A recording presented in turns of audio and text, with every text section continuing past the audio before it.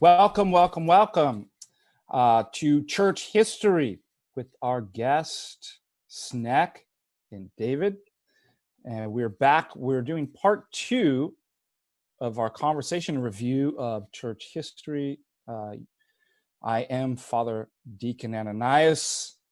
And again, we have our hosts, Snek and David, our resident apologists and theologians, to help us give a purview over what we've covered thus far. So what we talked about is the beginning of the church in part 1, 33 AD, Pentecost. And we talked about the structure of the early church, some of the documents like the Didache, the development of the assembling of the writings of the apostles, and also the process of the canonization, how the Orthodox view the canon of Scripture, and its finality being marked around 680 AD as far as a final authorized canon. We talked about the church's set a precedent, the church set a precedent for how to deal with disputes and various disagreements. The Council of Jerusalem, as mentioned in Acts, set the precedent, and as we see through the history of the church, various disputes and heresies would arise, of which that set the precedent. We had councils, and we talked a little bit about how councils work, specifically on the larger scale councils of an ecumenical council. We identified various heresies through the history of the church that had to be dealt with. We defined what a heresy is not simply just getting something theologically or intellectually in error, but is truly a disobedience and a sin of pride, and therefore excommunication is really a call to repentance and obedience back to the family of the church, and the incorporating back into the apostolic deposit of faith. We talked about early heresies being Gnosticism, Docetism. We talked about adoptionism, modalism or Sabellianism. We talked about Arianism, the famous heretic out of Alexandria that was one of the largest widespread and becomes the impetus for the first ecumenical council of Nicaea in 325 AD. And we talked about Apollinarianism and what that was, and that, again, this was answered in Alexandria in 362 AD and Chalcedon 451. So that kind of just gives a review of everything that we've discussed, a brief review on part 1. And so we're going to pick up where we left off, and we are going to delve into what is called the heresy of Nestorianism. We talked a little bit about that idea, and these heresies resurfacing over and over again in various new forms. But basically, Nestorianism was based on Nestorius, and it was the idea that the Logos indwelt the person of Jesus, making Christ a God-bearing man rather than God, the God-man Theanthropos, and accused of teaching two persons within Jesus Christ. So there's a separation. So that's kind of a brief overview of what Nestorianism is, and then we'll talk about the councils a little bit later. We'll touch briefly on Council of Chalcedon right now, but David, why don't you pick up there? Nestorianism. Who is Nestorius? What is the heresy? Well, one thing I would like to start with about Nestorianism is that, actually, contrary to the name, Nestorianism actually even goes back, the idea of Nestorianism. Now, if we even want to go way back, we can even say that adoptionism is a form of Nestorian theology. But even before that, we can signify two names, Diodor of Tarsus and Theodore of Mopsuestia, who both argued that there is really two persons. There is a human Jesus and there is a divine Jesus. And Theodore of Mopsuestia was condemned in the Fifth Council. So, again, with Nestorianism, the brief idea of Nestorius was that there is a union of persons. So there is a prosopic union, and because there's a union of persons, he tried to argue that there's only one person at the end of the union, and he argued for a composite personhood. But one of the arguments contrary to that, and one of the arguments that illustrates that this doesn't really follow, is that in his concept of union of personhood, first of all, it's a union based on will instead of based on nature, and because of that, and because the persons are still nevertheless distinct after the union, it still leads to two persons because they're distinct. So it's kind of saying like, oh, there's one and two persons, which isn't logically consistent. And one other philosophical problem that Nestorianism dealt with is that there is no hypostasis without nature for them. So if there is a nature, there has to be a hypostasis. Christ has two natures, meaning Christ has two substances, right? Humanity and divinity. And because of that, there needs to be two persons. So that's one of the other logical conclusions that Nestorians arrived to. And all of this was rejected in the Third Ecumenical Council, the Council of Ephesus. And many things happened afterwards. There was a schism between Antioch and Alexandria after the Council of Ephesus, and this lasted for 2 years. And there was a reconciliation between Saint Cyril of Alexandria, the Alexandrian Patriarch, who was also the president of the Ephesian Synod, right? So he's a very important person in this controversy. And between the Antiochian Patriarch John of Antioch, where Antioch basically said no to Nestorius. And this whole problem really started not because of the theology itself, but because of the consequence of the theology, where Nestorius rejected that the Virgin Mary is the Mother of God. So he rejected the title Theotokos because of his understanding of the union. So for him, she gave birth to the human person Christ, and this could not be attributed to the divine person in his mind, to the divine nature in his mind. Therefore, saying that she gave birth to God for him was heretical. So this is really how it all kick-started in 429, and until 431, where the first council of Ephesus happened, Nestorius got anathematized. But so this is basically Nestorius's basic theological presuppositions and why they're wrong and how he came to those conclusions. Yeah, so let's quote real quick from the Council of Chalcedon, the distinction, it was ruled in the Council of Chalcedon, the distinction of natures being in no way annulled by the union, but rather the characteristics of each nature being preserved and coming together to form one person in subsistence,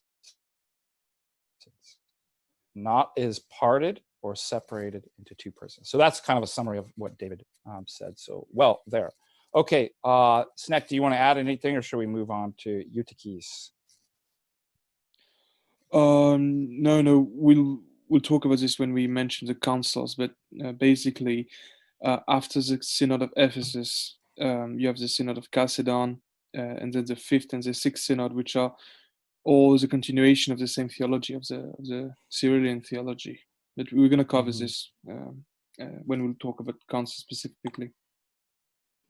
So we have another Christological heresy that comes up from a man named Eutyches, which became known as Eutychianism. And that basically is the idea that the human nature of Christ was absorbed by the Logos. And Christ only had, therefore, one nature. And again, this is going to be responded to in Chalcedon. So I kind of give the overview and the purview of what that heresy is, and then feel free to pick up on that, guys. In regards to Eutychianism, that is also another heresy that it's kind of like Nestorius, but the timeline is not, the time difference is not that huge, where it used to be referred to as Synusiacism. So Eutyches, what he did is he misunderstood a Cyrillian quotation, which is the one incarnate nature of God, the Word. He misunderstood that to mean that there's one essence after the union. And so he argued that that Christ was not consubstantial with us in his humanity. He was really that was mixed, right? So you have some people that say there was a mixed essence, a mixed Christic essence. That doesn't follow, because you can't be 50% consubstantial and 50% not consubstantial. It doesn't really work that way, and a substance has to be 100% identical to something else. So there is no like mixed Christic nature. That doesn't logically follow. And so it stems from a misunderstanding of a Cyrillian argument, and this was fleshed out in the Council of Chalcedon, where it argued for a distinction between the two natures of Christ, which is the humanity and the divinity. And that's the main thing that Chalcedon tried to argue against, is that Christ really did possess two natures, and nature is synonymous with substance, so we can say that as well. So he possessed two substances, humanity and divinity, after the union, which is a strict rejection of the Eutychian heresy. Good. Okay.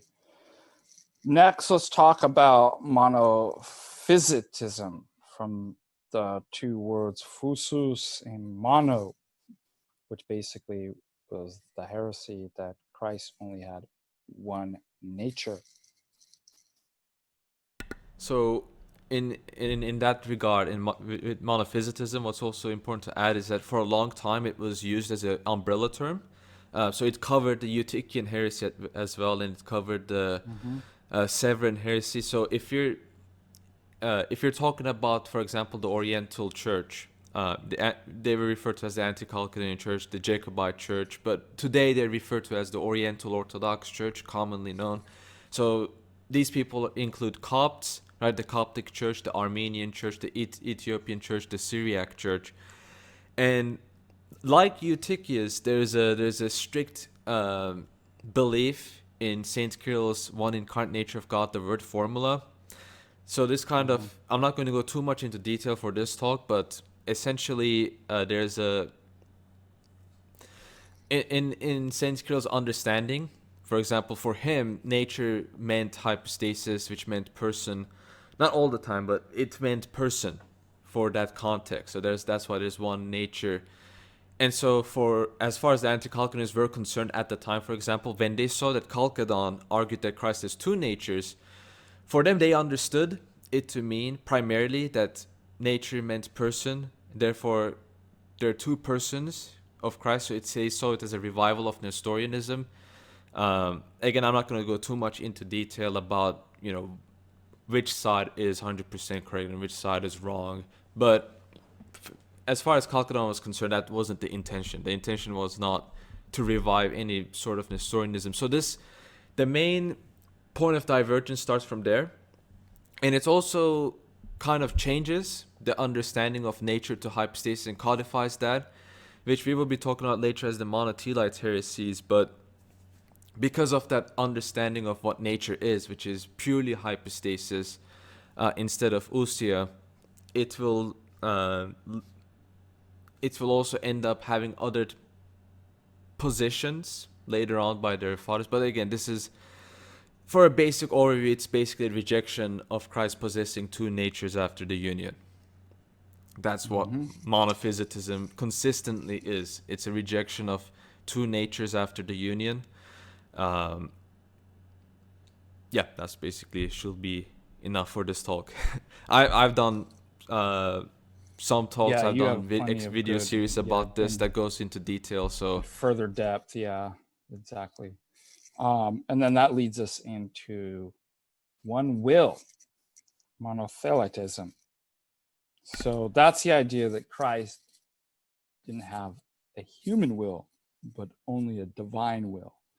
And obviously they're going to try to take passages from Scripture that basically will make it seem as if Christ has no human will, since it's completely obedient to the Father's will, so only divine will. And this is rejected at Constantinople III in 680 AD. So and we could talk more, and that's really kind of more of a problem, I think. And in regards to monothelitism, Oh, can I go on, or did you finish? Yeah, please. All Yeah, right. that's what I want you to do. All right, Yeah, all right. go ahead. In regards to monothelitism, well, there's two things to mention before I go on. But the main argument about monothelitism was that Christ possessed one will. A lot of the proponents argue that it was one divine will, purely divine will, but it was also, uh, it was only purely divine will. So I'm not going to go too much into detail about this, but this problem was initially, the purpose was to kind of reconcile with the anti-Chalcedonian position, because many of their theologians also believed in monothelitism. Themisius comes to mind, who's an anti-Chalcedonian, but also Severus of Antioch, Philoxenus of Malbach, these big Oriental saints who believed in one will. And John of Ephesus, who is also an anti-Chalcedonian saint, also records this, that the proponents of monothelitism were Severus, Philoxenus, and many of the other Oriental fathers. So this was initially kind of like an attempt to reconcile with the anti-Chalcedonian party, but it ended up becoming a full-fledged heresy. The main error of monothelitism was that it understood will to be property of person, but there's a logical error in that if you want to have a consistent triadology, because if you apply that to the Trinity, then the Trinity has three wills because there are three persons. And because there are three persons, there has to be three wills. This leads to tritheism, right? Which was also condemned in the same ecumenical council. And the point I made previously about monophysites is that they subverted the understanding of nature to mean hypostasis. So for their system, nature, it's still a property of nature in their system. It's just that nature means person in their system. So the same critique applies to their position. So in a lot of ways, monothelitism is pretty similar with anti-Chalcedonian understanding of wills. But I will add this kind of like an additional note. I think with the readings I made about the anti-Chalcedonian fathers is that their position on monothelism is actually, I think it's a lot more nuanced. It's a lot more advanced, I will say. It's much more better than the monothelitism that we dealt with in the 7th century, but it's still nevertheless the same system. It's more nuanced, but it's still the same error in a lot of ways. Good. We'll deal with the heresy of iconoclasm as we talk about Nicaea 2. But let's just do a brief overview of. Now we can say there's more than 7 ecumenical councils, but when we say the 7, we all know what we're talking about, right? So we've got Nicaea 325 AD, Constantinople 1 381, Council of Ephesus 431, Chalcedon 451, Constantinople 2 553, Constantinople 3 would be 680 to what? 681, yeah. And then finally 7, Council of Nicaea 2, both 787 and 843. Yeah. So this would be a great time to explain our differences with branches of Christianity or heresies that still exist today. So the Council of Ephesus that deals with Nestorianism is a moment where the Orthodox Church gets separated with the Nestorians, so that would be the Assyrian Church of the East, for example. Chalcedon is a council where there's a separation between the Coptic communion and us, which includes the Armenian Church, the Syriac Church, the Coptic Ethiopian Church, and the Ethiopian Church. And even though there is no iconoclast apostolic church or monothelite apostolic church, we can see many of these heresies being revived through Protestantism, because sola fide and everybody can interpret the Bible as they see fit, makes these heresies reappear. So this did not cause schism formally with churches that still exist today, but some churches that came to exist later picked up on some of them. For example, Nestorianism is pretty much the norm in some Protestant churches. Yes. When they deny the Theotokos, the Mother of God. Iconoclasm is pretty in vogue since Calvin among the Reformed and the Protestants. So the idea of breaking all images, denying the incarnation this way, breaking all the images, calling everything that's not just a plain cross idols. You So- also have Nestorianism within Calvinism as well, of God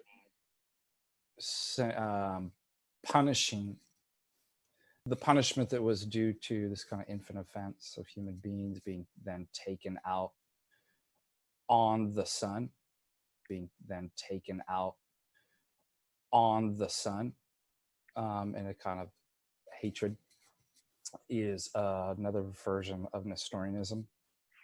And then you also see this in Protestantism, that their interpretation of my God, why have thou forsaken me, that they actually will split the divinity, the divine nature from the human nature in their interpretation of what happens to Christ on the cross. So another version of Nestorianism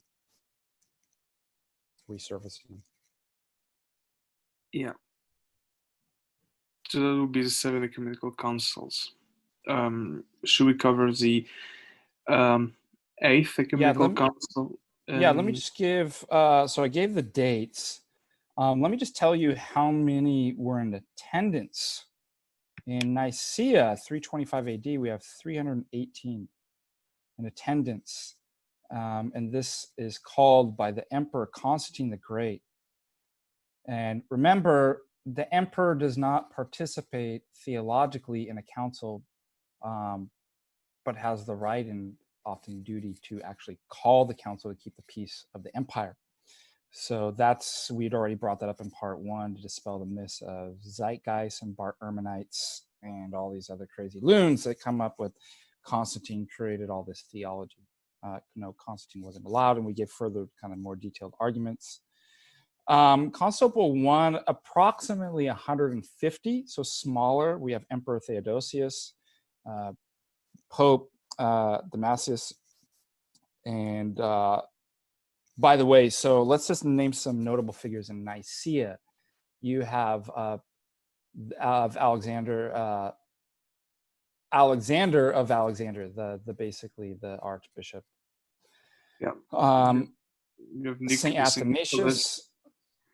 Yeah, Saint Nicholas, Saint Spiridon. Yeah, some famous. You guys think of any more famous? Saint Spiridon. Yeah, I mentioned Saint Spiridon. Constantinople I, the Cappadocian Fathers, Saint Gregory of Nyssa, Saint Vasile or Basil the Great, Saint Gregory the Theologian, the 3 hierarchs. Okay, Ephesus, about 200 or more actually in attendance, with your man Saint Cyril of Alexandria is a notable figure there. Chalcedon, 350 plus. Notice that the numbers here are getting bigger, but there's some speculation it could be even as large as 500 or 600 in Chalcedon. Convened by Emperor Marcion and another notable figure, Pope Leo the Great. Constantinople II, roughly about 160 in attendance. Constantinople III, roughly 170. And Nicaea II, 300 plus.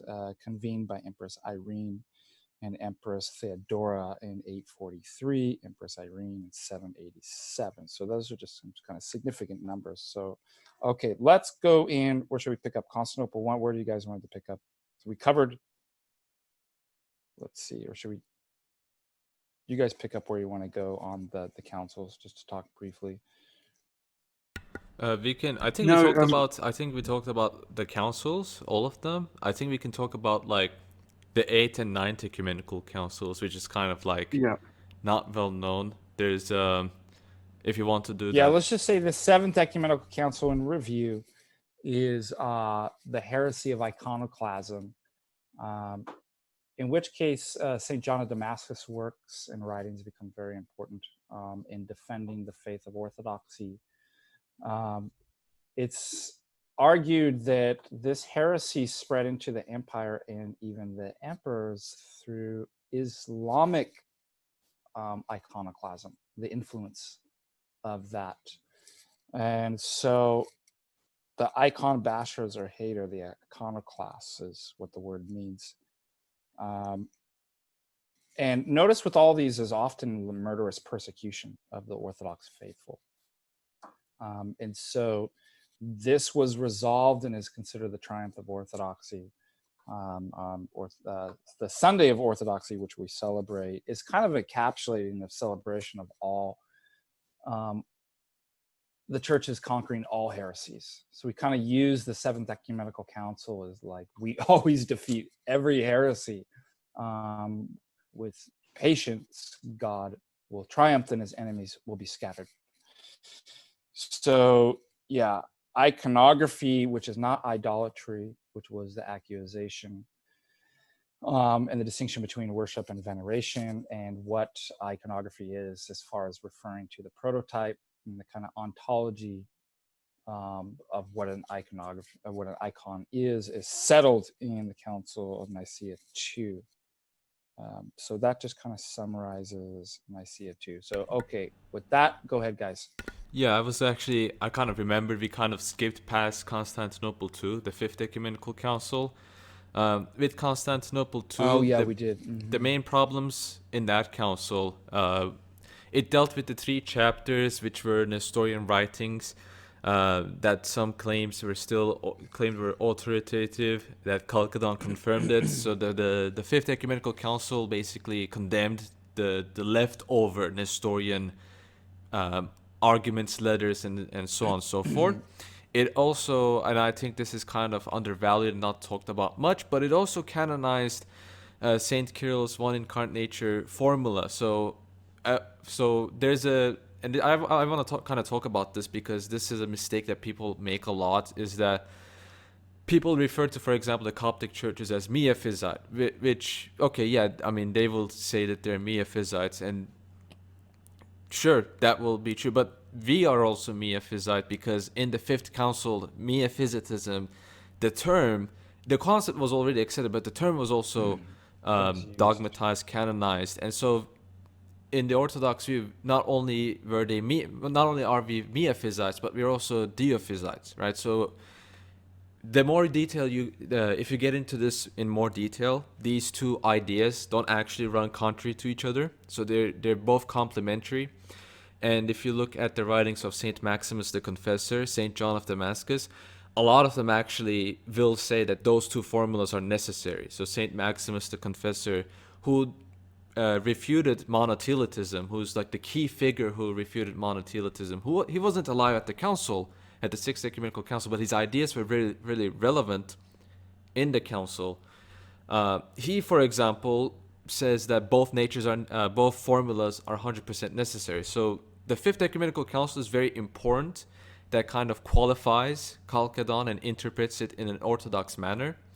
So there are instances where we can say that a council can interpret another council if there's leftover heretical interpretations of that council. So that will, I guess, cover everything about the Fifth Ecumenical Council as well. And it's not really talked about that much. So yeah. Good.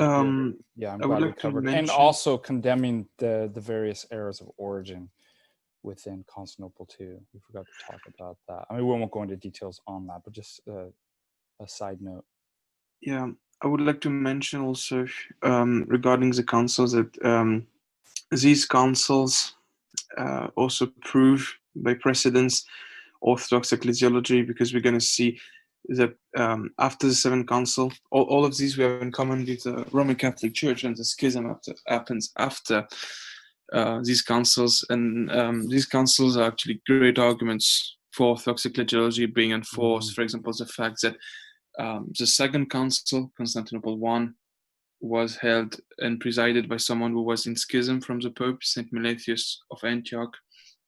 That neither Rome nor Alexandria were even invited to the council because of circumstances and because they were considered in schism with the president.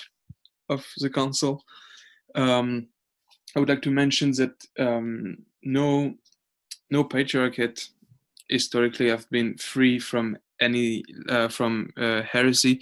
All of them, to an extent, fell at some point.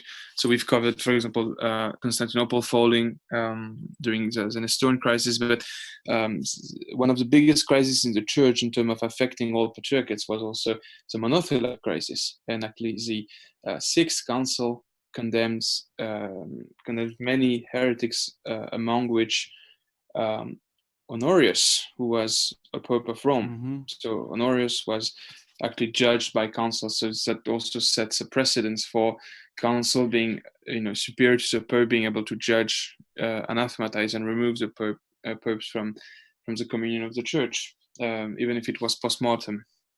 So yes. That's a great segue into the nature of ecclesiology and the structure of church governance. We like to use the words conciliar and synodal as far as the way so the church is hierarchical. It's not a free-for-all, but it's authoritative. It can be binding and normative at various levels and degrees. For example, the deacon has some authority, but the lowest sort of authority in the hierarchies. Your priest has an authority. But notice this isn't flushed out in terms of infallibility, but what is binding or normative. So if there's a problem with the priest, where do you go? To the next. In fact, this is established in the Byzantine model is actually precedent for the Western legal model too, of courts of appeals and hierarchical structures. Where do you think they got that from?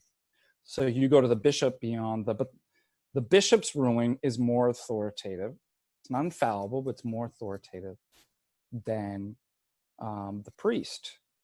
Then you have the synod of bishops, and so on and so on. And you can have various levels of synodal councils having more authority. And what we would say as far as the highest authority would be, and notice the synodal bishops,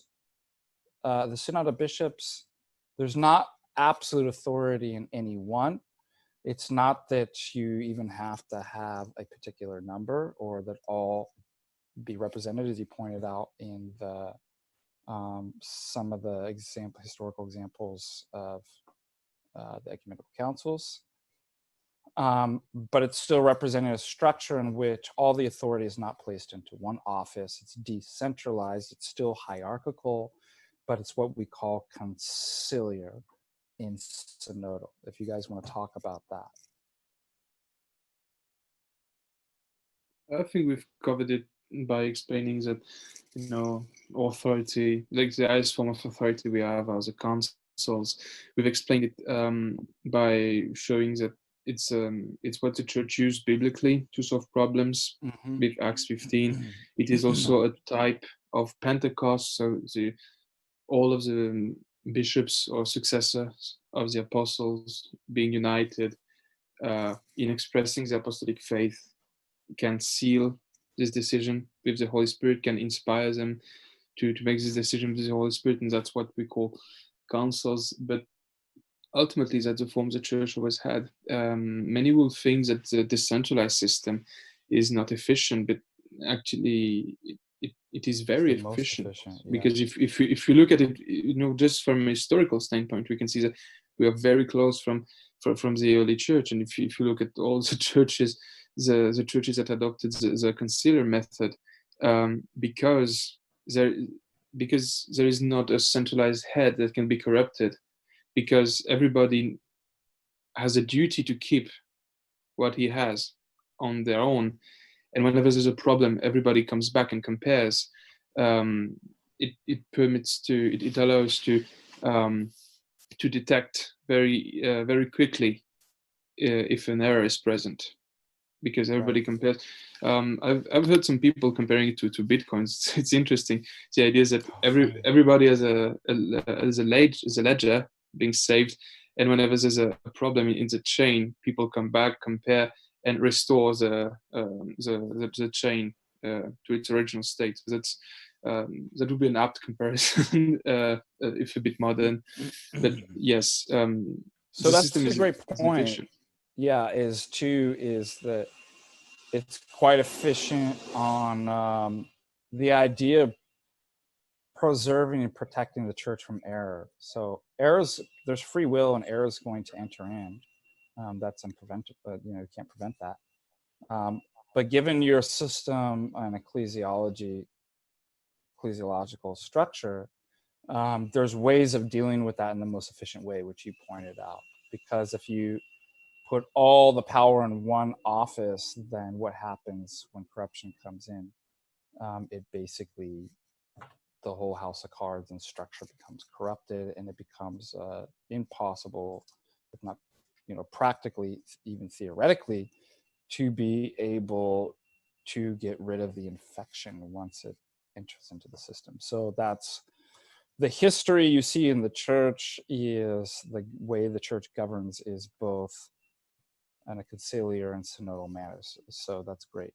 Okay. Now, the reason why we're talking about that is because that sets up for a conversation about why and how the Great Schism in the one holy Catholic and Apostolic Church happens, so that now you have what's referred to as the Roman Catholics versus the rest of the one holy Catholic and Apostolic Church, which we now call Orthodox. So I'm just kind of laying out some various issues. There's going to be issues of certain developments pre-schism in the West, with adoption of certain practices and the avoidance or inability to read the full course of materials of the church, namely what was available in the Greek if one was limited to Latin. And certain trends, not obviously just limited to the language, but certain trends to embrace certain kind of philosophical projects, and the problems that kind of lays out. And also we'll talk a little bit about with the fall of the Roman Empire in Rome, what happened with the church in the West is an attempt to compensate for that might have actually caused problems, such that all of these things coming together end up kind of giving us a historical picture of what leads up to what's called the schism between the East and West. Yes, so it is hard to pinpoint a date to when the schism happened. It is hard to pinpoint a single cause. Usually people refer to 1054. That's a go-to date. Why? Because that's a moment where the Roman Patriarchates sends a letter of excommunication to the Patriarch of Constantinople, and basically they separate themselves from the rest of the church.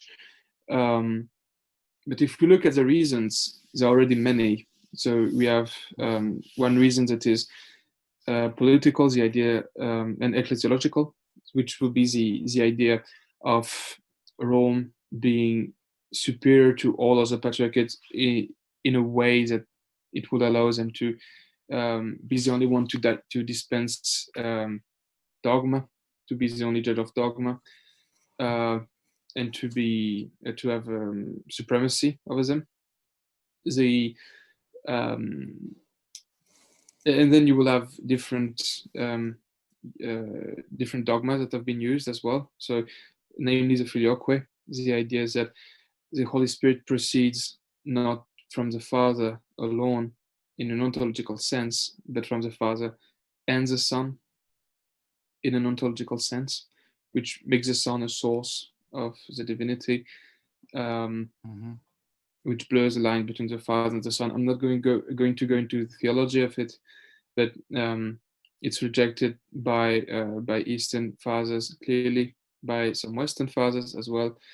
And even though it became popular in the West, you still had links between the East and the West being made and explaining the position. So, for example, Saint Maximus, the confessor, clarifies the differences and explains an orthodox position on the Filioque. We have the Synod of Saint Photios as well that explained it, and saying that you cannot change a creed to add a Filioque. And we even have counter movements in Rome against the addition of the Filioque to the creed. Pope Leo III, for example, opposed the addition of the Filioque to the creed. So that would be one of the reasons that caused it. Another reason would be different uses and different traditions in the church. For example, mandatory clerical celibacy in the West, the use of unleavened bread in the West as opposed to leavened bread. The introduction of today's admit is more traditional, and then you have also a more political side of it, which is the appearance in the West of a Frankish church that worked alongside and in parallel with the other churches to some extent, and which tried to monopolize the title of emperor and use the Patriarchate of Rome to this end. And it started with the donation of Pepin.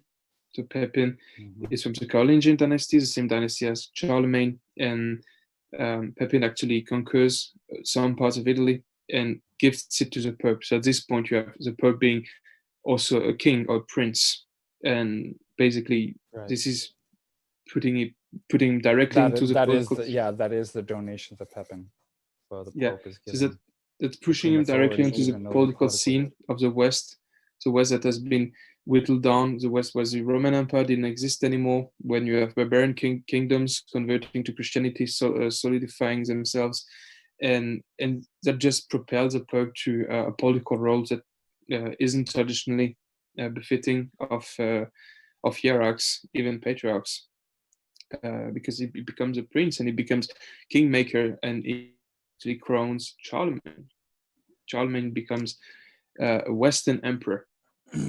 And while we already have that's right. While we have an empress, Irene, which we talk about. Irene in Constantinople at the time. So it's a rival political power. And it seemed to be problematic. And the way the Frankish Church tried to solidify itself, and Charlemagne tried to solidify itself, was proclaiming a dogma. So you have the Synod of Aachen, which was opposed by Pope Gregory III, Pope Leo III, sorry, as I mentioned, and this synod modifies a creed. And the Council of Ephesus, which we talked about, says you cannot modify the creed. So it modifies the creed, it adds a filioque, and this is the start of worsening relations, first between the church, the Frankish Church, and the Church of Rome, and then between the Church of Rome itself, which was the first one to fall to filioquism, and the Eastern churches. And we see this in the Synod of Saint Photios, which I mentioned, which is the 8th ecumenical synod to us, which was accepted by Pope John VIII, and basically said that you cannot, basically reinstating Photios after some controversy, and explaining you cannot change a creed, you cannot add filioque to the creed. And Saint Photios was also a great fighter against this heresy of filioquism. So this is what set up the Schism of 1054. When the Schism of 1054 happened, the church were separated, but such schism already happened before. So I wouldn't have we couldn't use this so much as a very hard date of the start of separation, because you still have contact between one church or another.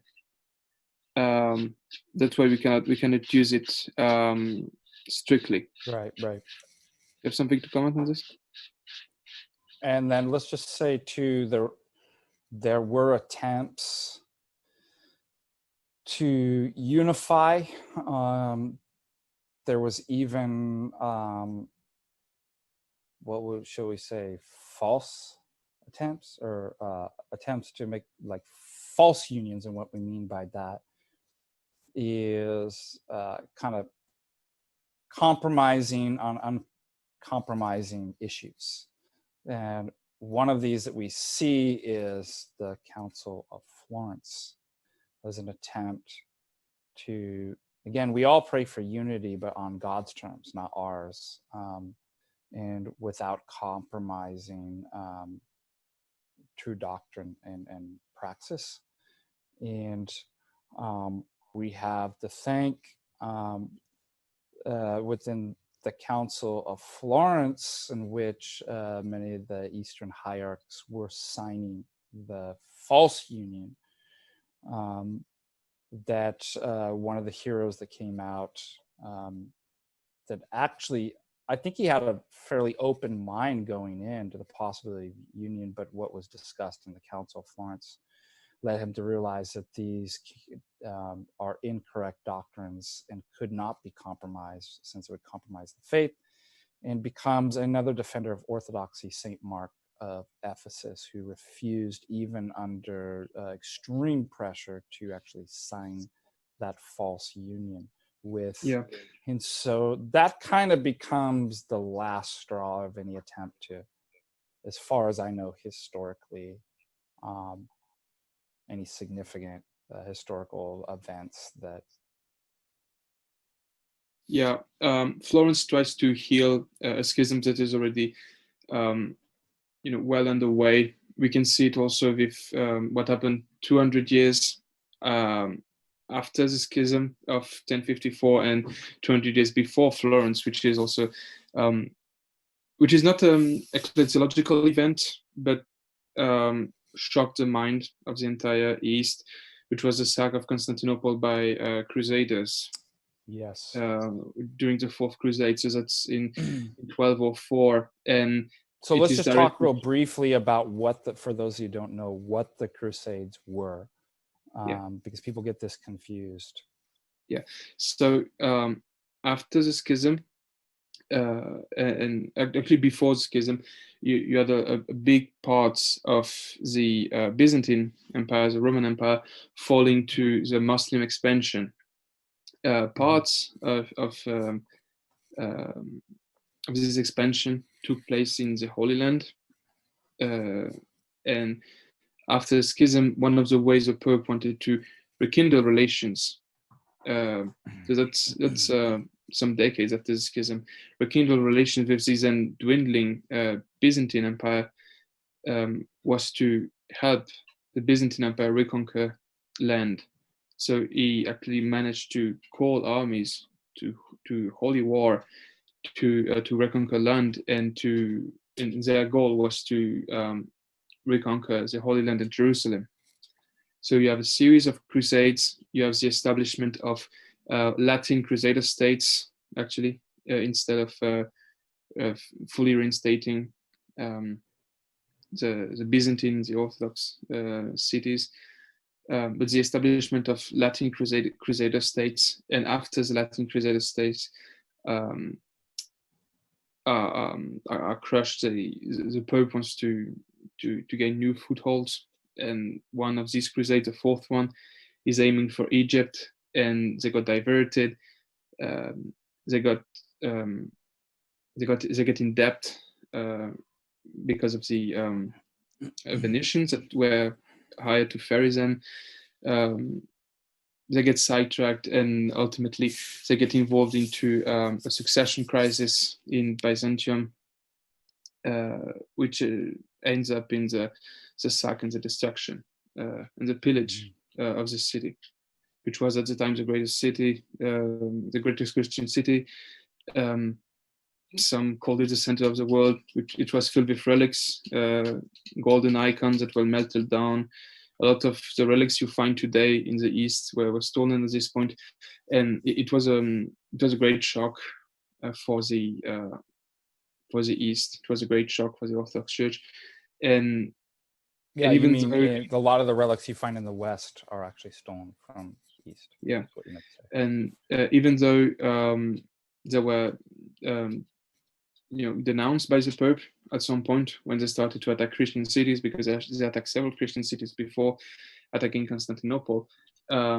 That's a moment where there's a change in mindset in the West, where we are not only departed brother, but we become legitimate targets. So after this, the Roman Empire is actually dismantled. You have several successor states. You have the establishment of the Latin Empire, which is a Latin version of the Kingdom of Thrace, of Constantinople, and you have the justification of the Novgorodian Crusades, which are crusades led by the Teutonic Knights against the Russian Orthodox people. And that's where you have the battle between Saint Alexander Nevsky and the Teutonic Knights. So these are not purely ecclesiological events, but these are a change in mindset, and this is really the consumption of schism, and that's why the Byzantine Empire and the Eastern Patriarchs were pushed for political reasons to union with Rome, because after the dismemberment of this empire, Right. you have the Ottomans coming in, you have the Turks, Seljuk Turks gaining ground as well. Seljuks will become Ottomans later. But you have this idea of the need for compromise. And the need for compromise goes to the Council of Florence during the 1400s. And the Council of Florence is where the church makes this painful but necessary decision to say, even if the Roman Empire, which at the time people believed to be eternal and whose divine mission was to reconquer the old world, the extinction of this empire, it was a decent sacrifice for the conservation of the true faith. So at the moment, even though we're being accused of Caesar papism and of putting the political before everything else, that's the moment where we decided to put our faith first, and that then leads to the occupation of the Greek lands by the Ottomans, of the Balkans, Serbian lands, Romanian lands, so on, by the Ottomans. But conservation of faith is at the moment where we decided that all faith was stronger than the political.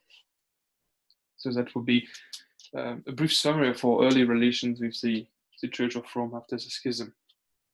Yeah, and then we'll just end with a brief discussion about the in the Protestant Reformation, that really this is kind of not directly related to the Orthodox, because it's this is already after the Schism, which and we could talk about two sense, both Martin Luther and the Roman Catholics' response in the Council of Trent, and they're kind of further dogmatizing certain things. But really, this is a Western issue and problem. And then also the Church of England.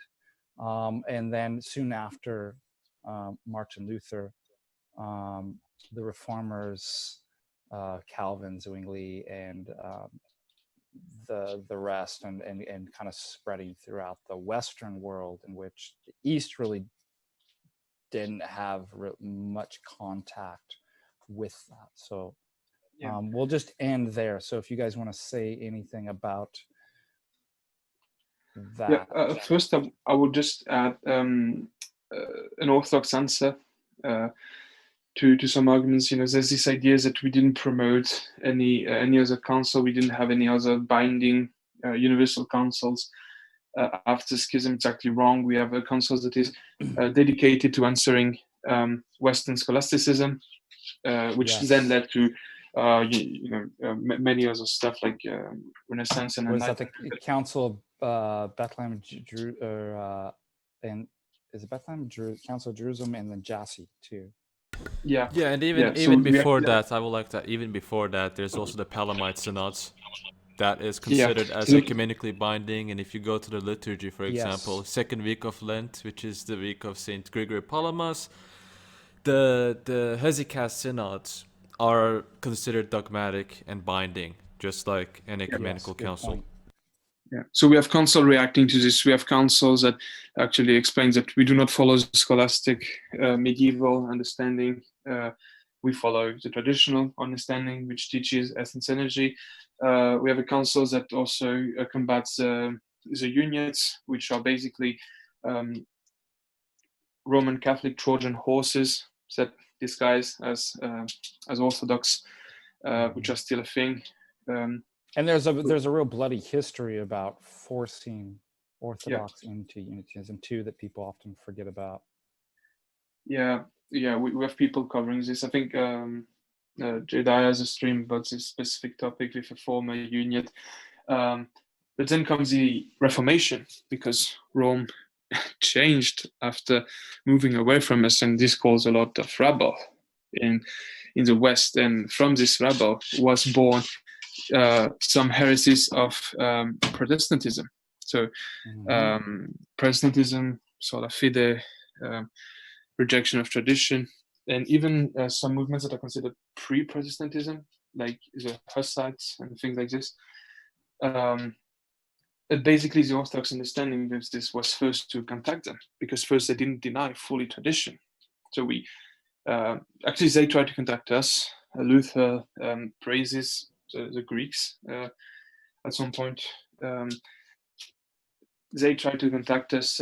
We tried to find common ground, but basically they wouldn't move back to tradition, and they evolved in opposition to tradition, and they never denounced sola fide, sola scriptura, and all these other dogmas. That's why or dialogue with them never went through. That's why we have synod like the Synod of Jassy, Synod of Jerusalem, which combat these novel heresies of the Protestants. And to us, it's a missed opportunity, because in the beginning, the early reformers like Luther, Zwingli, Melanchthon, they didn't want to throw away all of the traditions. They just understood that there were some bad traditions, some traditions of men, some non-apostolic tradition in Rome. The same way, for example, the same way that Saint Mark of Ephesus gave argument against the fire of purgatory. You have some concording arguments given by Luther, but our deep regret and sorrow regarding the Protestant is that instead of understanding that the schism caused all this, and instead of removing the tradition that the West developed on its own non-apostolically, they just went all in against tradition. So today, I think we're in a point where dialogue with the Reformed Baptists and so on is going to be quite difficult. The Calvinists is going to be quite difficult, where they adopted early heresies despite councils, where we have Nestorianism being the most common view in the Protestant world, iconoclasm being the most common view inside the Protestant world. But among these Protestant rebels, there were churches that still tried to look at history, tried to look at apostolicity, and that comes to Church of England. I don't know if you want to have a word on this. So yeah, what's interesting about the Church of England, at least as far as traditions,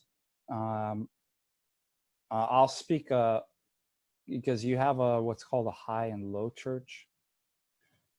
Low church, Church of England, Anglicanism in the United States, Episcopalianism, whatever country it's in. For example, Ireland would be called the Church of Ireland. That low church is basically no liturgy. It's very similar to kind of evangelical Protestantism. So what's interesting about the high church is that they actually perform the liturgy of St. James, and at least kind of liturgically kind of keep some ancient tradition. The unfortunate part is that they also tend to be very prone to kind of liberal theological and social issues that are kind of, so that's kind of, I don't want to go too far into depth into that, but we do know that contemporary current numbers are decreasing within the Anglican Church. And so you have attempts to kind of keep conservatism by maintaining certain conservative bishops in Africa,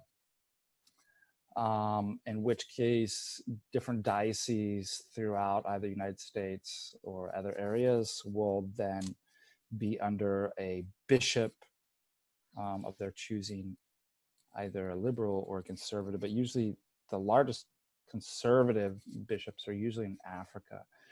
So there's really kind of no union within. It's unfortunately kind of falling apart, but it presents a unique opportunity for Orthodox to share orthodoxy. Yeah, more recently there were promising talks, with the Russian nobility being pushed west, with the Queen of England marrying into a Greek family. Mm-hmm. There were these opportunities, but right now it seems difficult because the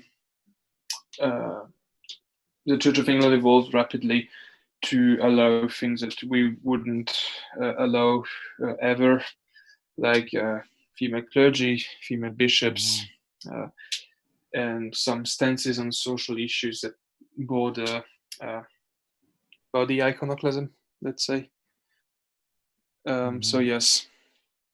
Well, great. So I think that sums up a very difficult topic. But that's, hopefully that's helpful that we can see going over just sticking with just kind of the history and historical facts. We're able to see various things, the development of the structure of the church and liturgy. We're able to cite some early historical documents, as well as church documents like the Didache, Shepherd of Hermas, the Proto-Evangelism of James, things that are used even outside of what we'd call the canon of Scripture, that are still part of the tradition and give us historical kind of records of what the church did. We talked about the process of canonization, what heresies, how the church dealt with heresies, the various political problems that arise, how schism happened and happens, and how the church deals with that. So I think that was wonderful. It was a wonderful talk, and we were able to talk about all the main kind of ecumenical councils and even some further councils and synods that dealt with various issues in preserving the true apostolic deposit of faith. So any other words you guys want to close with, Snek, David? Yeah, I would just like to say that everything we've covered it very fast. Every single council, every single point of theology, every single historical point is deserving of its own 2 hours plus video. But we've tried to be as synthetic while giving still something that is complete and holistic. And if there's any need for clarification on specific topics, we would be glad to to do other videos. But yeah, I hope this is at least a good summary and introduction to church history and the Orthodox understanding of church history, dogma, hierarchy, ecclesiology, and theology. Yeah, and I will also Thank like you, to add. David. I will also like to add that many of the things that we talked about have already been covered in huge detail. A lot of them have been covered in my channel. So stuff that relates to anti-Chalcedonian Oriental Orthodoxy has been covered in my channel. Stuff that relates to the Eighth Ecumenical Council, the Photian Synod, has been covered in. I've covered it in my channel. A lot of these things have been covered. So anyone that's interested can go check them out as well. But this was a good And I'll plug summary of all this. I'll plug David's channel too, so all Mhm. of you guys can access that material. Thank you, David. Yeah. So, but nevertheless, this was still a good basic overview of issues, kind of like an understanding of church history, basic understanding of church history. Good. Thank you, guys, and thank you again. We'd be happy to entertain any further questions. So leave your comments. Make sure to like, subscribe. I'm gonna provide David's YouTube channel. Make sure that you like and subscribe to David's channel, and has all the wonderful resources there.